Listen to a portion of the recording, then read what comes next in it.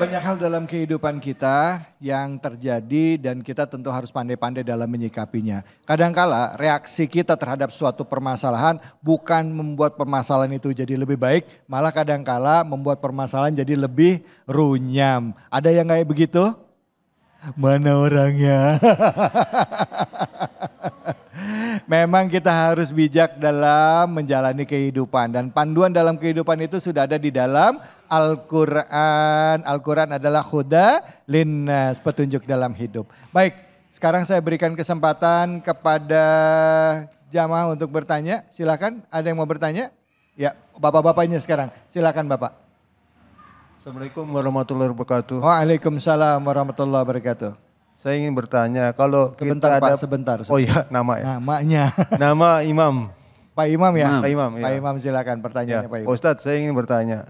Kalau tamu kan datang kan biasa kan kita nggak boleh nolak tamu karena tamu kan buat rezeki. Bagaimana kalau tamu itu datang membawa berita gibah, kita usir nggak enak, kita layanin dosa, kan begitu. Ya. Benar. Dan bagaimana terhadap hukum orang tamu yang suka bawa berita seperti itu, gitu loh. Iya, benar. Terima kasih. Makasih banyak Pak. Tamu itu kan bawa rezeki. Nah ini kalau tamu yang datang bawa berita gibah. Bawa berita gibah. Nih, Gimana? Apa kita usir apa betul. gimana? Ini namanya tamu ngajakin bikin dosa nih. Makanya Bang David udah jarang main ke rumah saya lagi Bu. Enggak Bang David ya. Aduh ya Allah. Memang di antara 5 perkara yang nggak boleh kita tunda-tunda, kan kalau dalam agama kita terburu-buru nggak boleh ya Bu.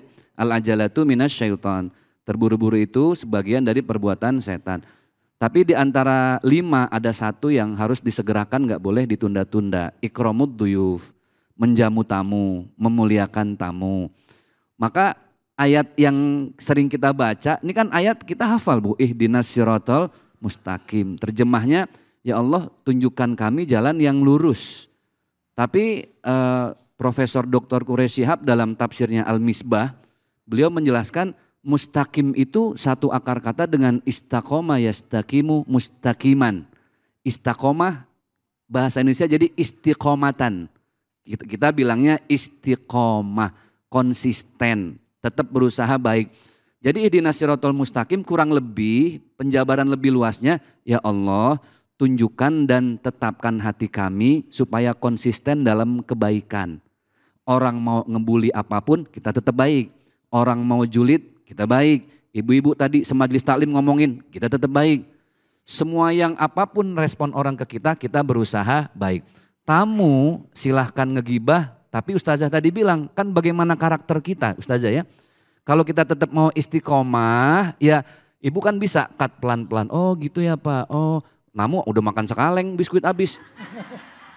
Udah gitu ngomongin tetangga lagi, Pak Haji tahu nggak Pak Haji? Ah kalau tahu begitu. Udah nggak cuma sekaleng, kopi juga udah nambah lagi. Udah nambah lagi, kopi. ya Allah udah pulang barang kita dibawain sama dia.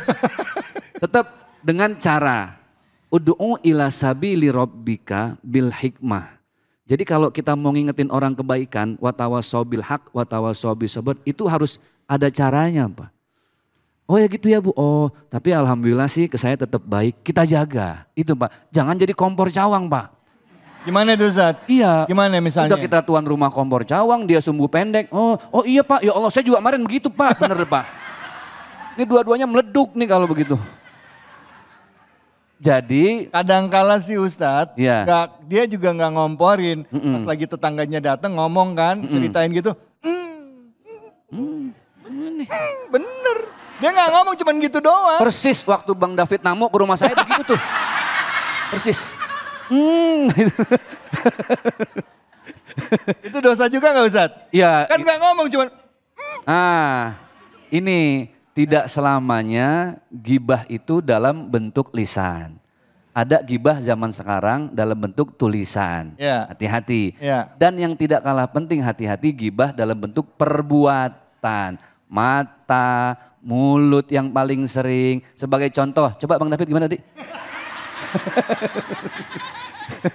Gitu ya. Emak-emak ya Allah. Jadi hati-hati Bu. Maka tadi nyambung dengan kajian sehat walafiat itu. Nanti ketika sakaratul maut, kalau tamu ngajakin kita gibah Pak, kan ada bahasa yang enak. Bil hikmah dengan cara yang baik. Pak mendingan daripada kita nggak jelas ngomong sana sini, mending kita makan yuk. Nah, kan lebih enak, betul nggak Bu? Lebih berkah. Atau kita alihkan aja supaya kita tetap berusaha on track dalam kebaikan. Jangan ibu kepancing sedikit malah demen. Jangan-jangan nggak ada tamu, ibu nyariin tamu. Wah udah lama nih seminggu gak gibah gitu kan. Malah ngundang ke rumah. Malah ngundang ke rumah. Jadi tadi Pak, siapapun yang bertamu, walaupun yang diajak gibah, kalau doa kita ihdinas siratal mustaqim, kayaknya kita tetap berusaha untuk berusaha baik terhadap tamu, berusaha baik terhadap orang-orang yang mungkin sekecamatan tahu nih orang banyak masalah. Nih orang manusia haram. Misal, kan ada manusia wajib Bu, manusia wajib itu wah kalau nggak ada dia nggak enak nih. Ada manusia sunnah, ada dia untung nggak ada nggak apa-apa. Ada manusia makruh, mendingan nggak usah ada dia dah ribet. Iya, ngomong sih enak, utang lagi. Nah yang repot nih manusia haram Bu. Baru kelihatan mukanya doang, ya biang kerok sampai nih. Kita berusaha untuk jadi manusia sunnah gitu ya. Mudah-mudahan bermanfaat. Baik, alhamdulillah. Makasih. Ini Bu, ini istilah doang ya. Istilahnya Ustaz Zaki Mirza. Jangan dicari lagi, ada nggak istilahnya nih manusia haram. Saya dengar Ustaz Zaki Mirza ada istilahnya manusia haram. Istilah doang ya Bu ya. Baik, sekarang kita mau dengar curhatan di sosmed nih. Boleh kita lihat ini dia. Ya, oke ini dia, saya baca ya. Assalamualaikum warahmatullahi wabarakatuh. Ustadz, jika ayah saya dulu suka berbuat maksiat atau mengolok ibu saya, apakah anak perempuan akan menanggung dosa ayahnya? Karena saya mendengar anak perempuan menanggung dosa ayahnya dan sebaliknya. Silakan Ustadz. Atau Ustazah deh, Ustazah. Tadi kan udah Ustaz Zaki, sekarang Ustazah, silakan. Jadi ini ceritanya ayahnya ghibahin emaknya apa istrinya? Jika ayahnya dulu suka berbuat maksiat. Ya, jadi suka mengolok ibu. Anak perempuan tidak menanggung dosa ayahnya. Yang ada adalah sebaliknya. Ayahnya yang menanggung dosa anak perempuannya. Itu pun dengan catatan. Ketika orang tuanya tersebut atau ayahnya tersebut tidak memberikan pendidikan yang baik, tidak memberikan nasihat, tidak mengarahkan. Tetapi ketika orang tuanya sudah memberikan pendidikan, sudah memberi nasihat, sudah mengarahkan, maka lepaslah tanggung jawab orang tua tersebut. Wala taziru waziratu wizra ukhra. Maka tidak ada orang yang menanggung dosa orang lain. Yang ada adalah apakah tanggung jawab ayahnya itu sudah tertunaikan atau belum? Kalau kita bilang orang tua menanggung dosa anaknya, maka bagaimana dengan kabar Nabi Nuh yang memiliki putra yang namanya Kan'an, yaitu putra yang durhaka. Lalu bagaimana kabar Nabi Lut yang memiliki istri yang khianat atau durhaka? Maka di sini yang penting adalah amanah dari Allah sudah tertunaikan dengan baik, tanggung jawabnya sudah terlaksanakan. Lalu kalau tadi pertanyaannya adalah apakah seorang anak perempuan menanggung dosa ayahnya? Oh tidak. Bagaimana mungkin seorang anak perempuan menanggung dosa ayahnya? Orang dia kalau nggak dilahirkan dari orang tuanya kan nggak lahir ya Bu ya. Maka tanggung jawab terbesar itu ada pada orang tua. Tapi kewajiban sebagai seorang anak jika sudah diberikan ilmu, pengetahuan, maka wajib bagi dia untuk memberitahu kepada ayahnya supaya menghindari maksiat yang berupa menggibah kepada istrinya tersebut. Pasti ini sering ini, ibu sama bapak. Ini kalau ngomongin ke anak yang diomongin jeleknya ibu, iya enggak Pak? Ibu juga gitu ya, yang diomongin jeleknya bapak. Dalam rangka apa niatnya Bu? Cari pembelaan. Cari pembelaan. cari dukungan. Kayak nyalon aja kayak bupati ya, kayak presiden, cari dukungan. Padahal sejatinya sifat seperti itu tidak baik, akan berpengaruh kepada mental anak-anaknya, Bu. Makanya orang tua itu jangan terlalu banyak mengadu domba anak. Padahal ketika anaknya nanti bilang ke orang tuanya membenci istrinya atau suaminya, itu pasti ibu atau bapak yang masih sayang nggak terima, betul enggak? Misal ibu ngomong tuh sama anaknya perihal perilaku bapak tuh lo nggak pernah ngasih duit bapakmu, nak.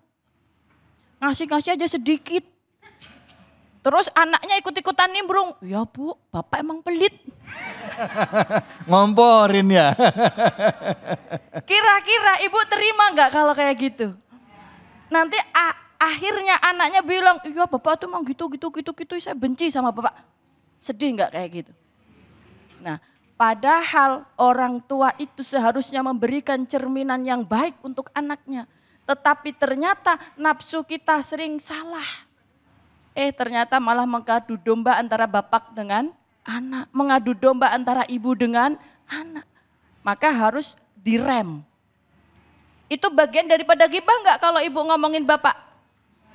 Nggak apa-apa, gibahin aja. Biar bapak dosanya berkurang terus. Bagi ibu-ibu yang sayang sama bapak, gibahin aja bapaknya. Biar bapaknya dosanya habis. Kok malah disuruh? Oh, tapi bentar. Resikonya adalah suami istri adalah hunna libasul lakum. Ketika ibu mengolok-olok pasangannya atau suaminya mengolok-olok pasangannya istrinya, maka kita seperti punya baju yang sobek. Ya. Bolong auratnya kelihatan. Na'udzubillahi min. Dosanya boleh berkurang, tetapi ada dosa lain, yaitu membuka aurat. Baik, ya.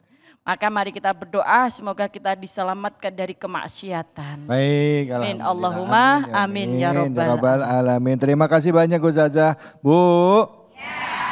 Jadi nggak ada ya dosa dari ayah diturunkan ke anak, dan juga ibu kalau lagi berantem sama bapak jangan dikompor-komporin, jelekannya bapak juga jangan dicerita-ceritain ya Bu ya. Ya, Pak, kalau lagi berantem sama ibu jangan ceritain ke anak ya, jelek-jelekin ibu ya Pak ya. Pak, kata bapak, oh nggak pernah juga. Nuduh aja Mas David. Oke, jangan mana-mana, habis ini kita akan ngaji bareng dengan guru kita Kiai Haji Munawir Ngajir. Tetap di sini di Cahaya Hati Indonesia.